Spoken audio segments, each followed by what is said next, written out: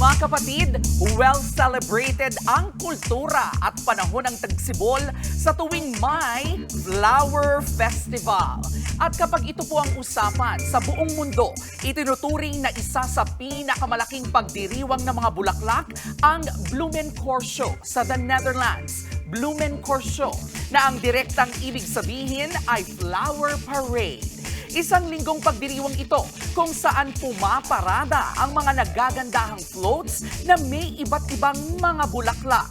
Tuwing Abril naman ito madalas ginaganap. Dito naman sa Asia, dinarayo ang Chiang Mai Flower Festival sa Thailand tuwing unang Biyernes ng Pebrero. Dito naman, bukod sa mga parada ng mga flower float, agaw eksena ang iba't ibang flower sculptures. Pero kung paandar lang din sa mga bulaklak, hindi po magpapahuli riyan ang ating panagbanga sa City of Pines, ang Baguio.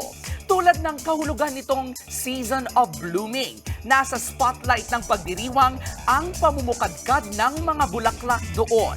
Dito, hindi lang po mga sculpture, mga float ng mga bulaklak ang bida. Kahit kasi ang kultura ng mga taga Baguio, well-flex dito sa mga pangmalakasan nilang street dance. Ang bongga, di ba?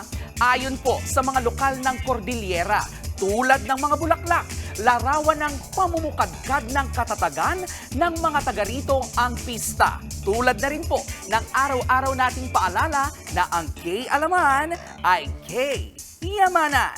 K-Okay. Mga kapatid, ito po ang inyong K-Alaman Queen, Kalad Karen. Always remember na ang K-Alaman ay K-Yamanan. Kaya para sa latest showbiz news at dagdag impormasyon, mag-follow at mag-subscribe sa social media pages ng News 5. Okay?